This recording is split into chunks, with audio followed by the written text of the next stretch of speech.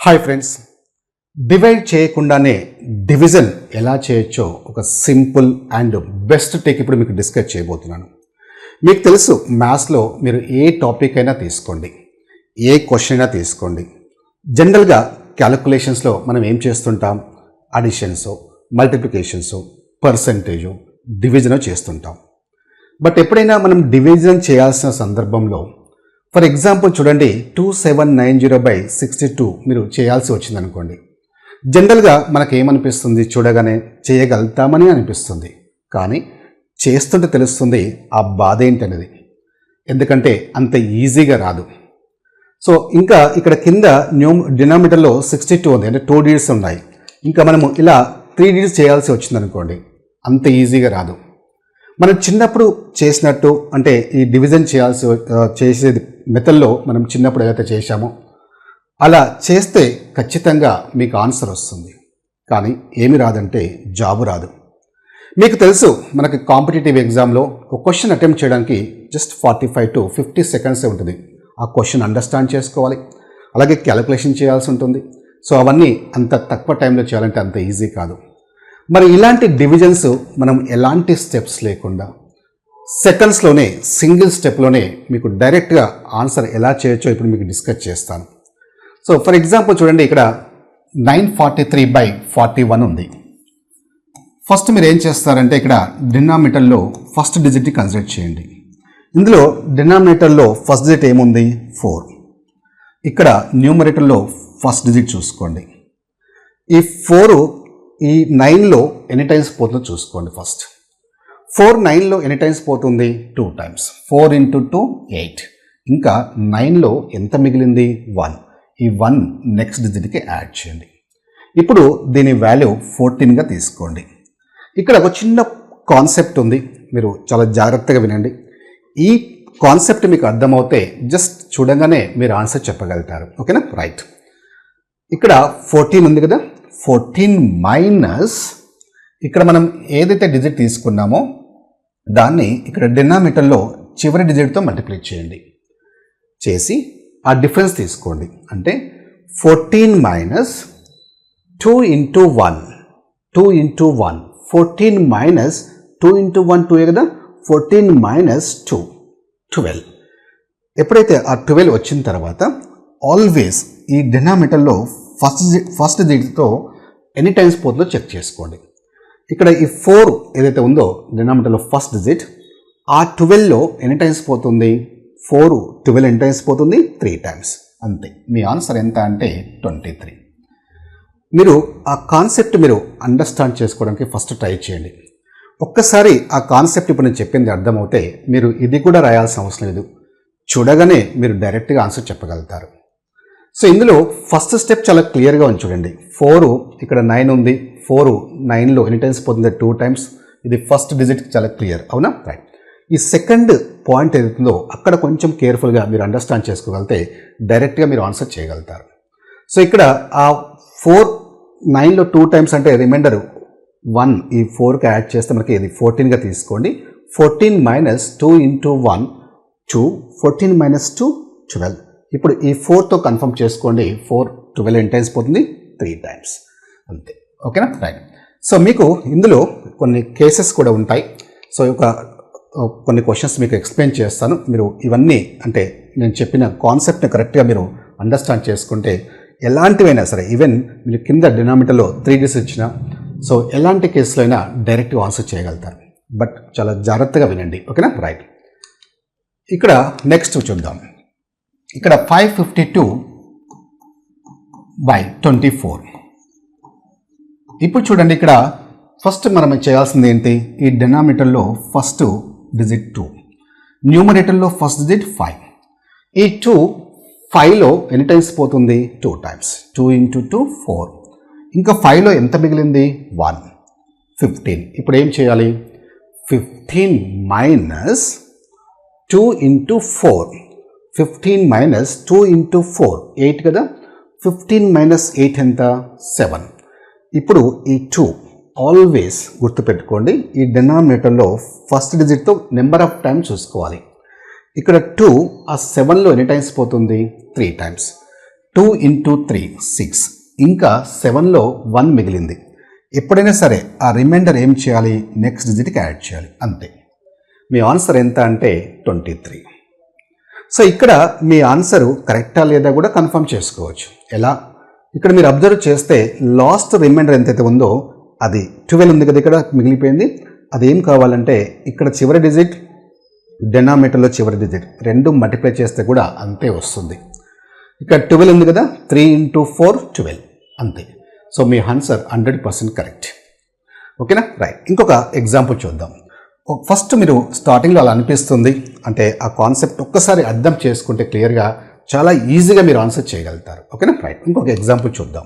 Next మనకి ఇక్కడ కింద డినామినేటర్లో 3 డిజిట్స్ ఉన్నా కూడా డైరెక్ట్గా మనం ఆన్సర్ చేయొచ్చు. సో అది ఎలా చేయొచ్చో మీకు నేను డిస్కస్ చేస్తాను. సో మీకు maths for non maths app మనకు లాంచ్ చేశాం. సో దీనిలో ఎక్స్క్లూజివ్లీ మ్యాథ్స్ క్లాసెస్ ఉంటాయి మీకు.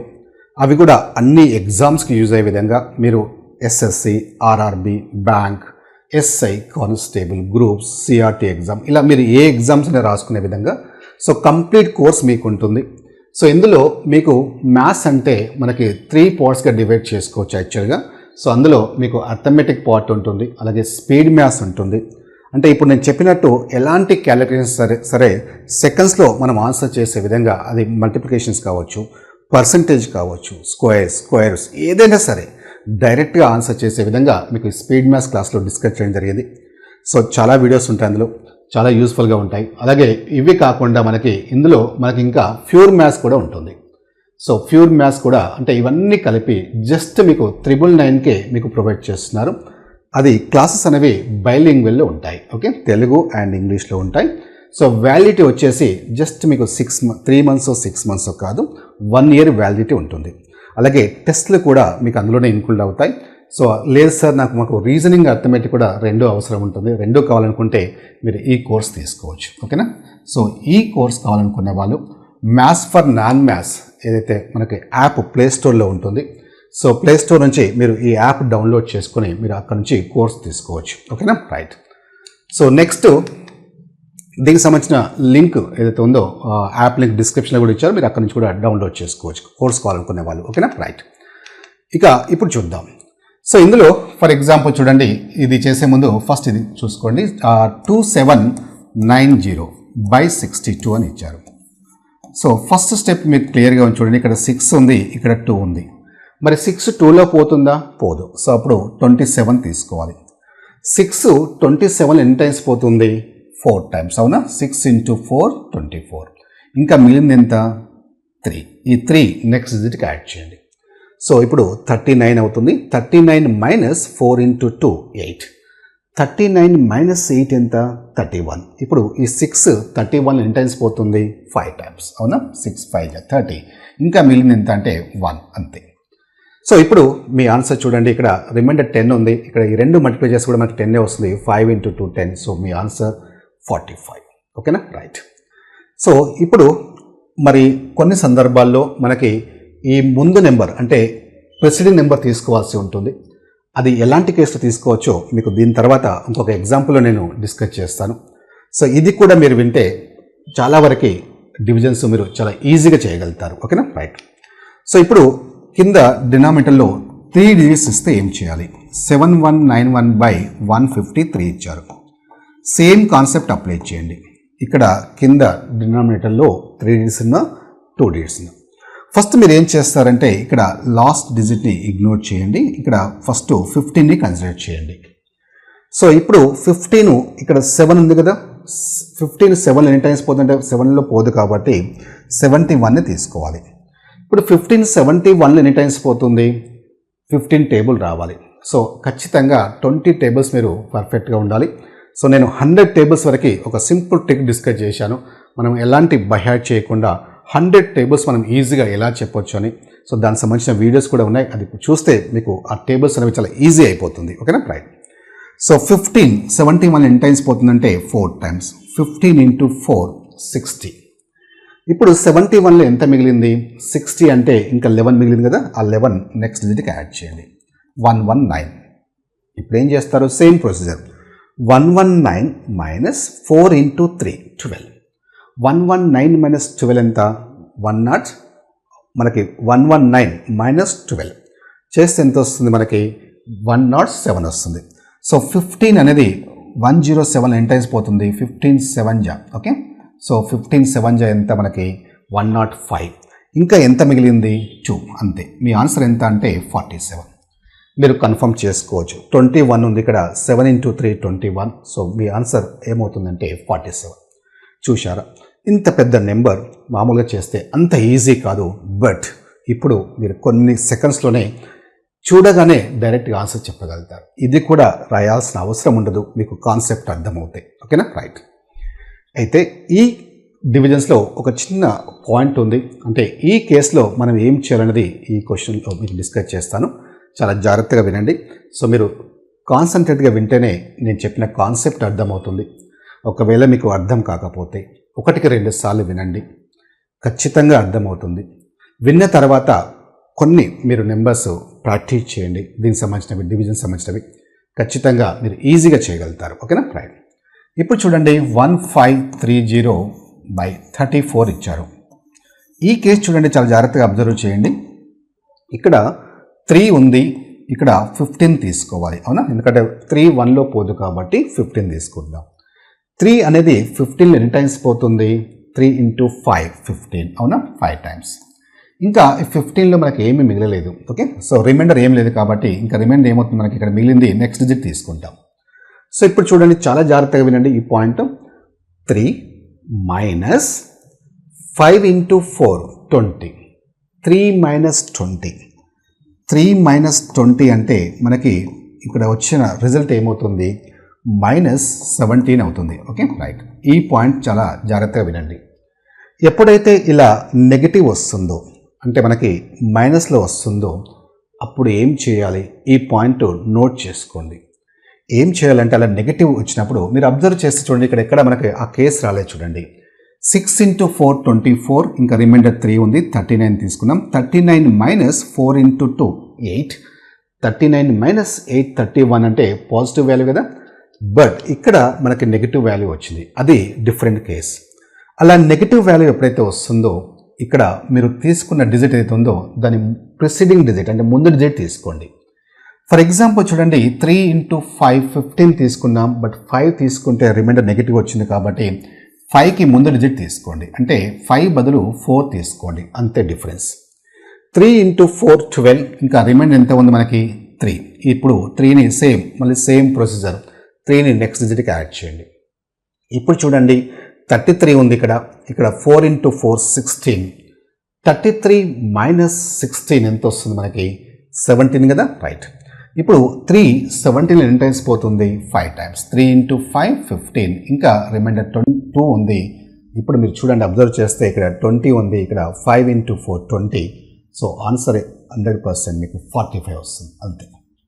సో అయితే మీకు డౌట్ రావచ్చు, సార్ ఇక్కడ రిమైండర్ మీరు అంటున్నారు కదా, ఇక్కడ 20 ఉంది, 5 × 4 చేస్తే కూడా 20 వస్తుంది, ఈక్వల్ అయింది కాబట్టి ఆన్సర్ మనకి తెలిసిపోతుందని. ఒకవేళ రాకపోతే ఎలా సార్ అని. అలా రాకపోతే ఎలా అంటే మనకి దానికి ఒక కేసు ఉంది. అదేంటంటే డెసిమల్ పాయింట్స్లో వస్తుంది మీకు ఆన్సర్.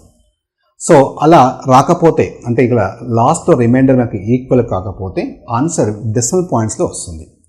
అలా వచ్చినప్పుడు ఎలా చేయాలన్నది మీకు సపరేట్ క్లాస్లో నేను డిస్కస్ చేస్తాను. సో ఫస్ట్ మీరు ఈ కాన్సెప్ట్ మీకు అర్థమవుతే 99% కేసులో మీరు డైరెక్ట్గా ఆన్సర్ చేయగలుగుతారు. బట్ మీరు చేయాల్సింది ఏంటంటే జస్ట్ క్లాస్ వింటే సరిపోదు, ప్రాక్టీస్ చేయండి. ప్రాక్టీస్ అంటే ఏదో ఒక నెంబర్స్ వేసుకొని ప్రాక్టీస్ చేయకండి, ఎందుకంటే డెసిమల్స్లో వచ్చినప్పుడు మీకు రాదు కాబట్టి మీరు క్యాలిక్యులేటర్లో మీ ఇష్టం వచ్చిన నెంబర్స్ తీసుకోండి. ఫర్ ఎగ్జాంపుల్ 21 × 51 అని రాసుకోండి. ఫర్ ఎగ్జాంపుల్ 52 అని రాసుకోండి. దీని వాల్యూ ఎంత అవుతుంది? 1 × 2 2, సో 5 9, 2 × 5 10, సో 102 వస్తుంది. ఇప్పుడు 21 × 52 మల్టిప్లై చేస్తే మీరు ప్రాక్టీస్ చేసేటప్పుడు ఏం చేస్తారంటే, ఫర్ ఎగ్జాంపుల్ 1092/52 అని ఇలా రాసుకొని ట్రై చేయండి. ఫస్ట్ అలా నెంబర్స్ వేసుకొని దాన్ని డివిజన్లోకి మార్చుకోండి.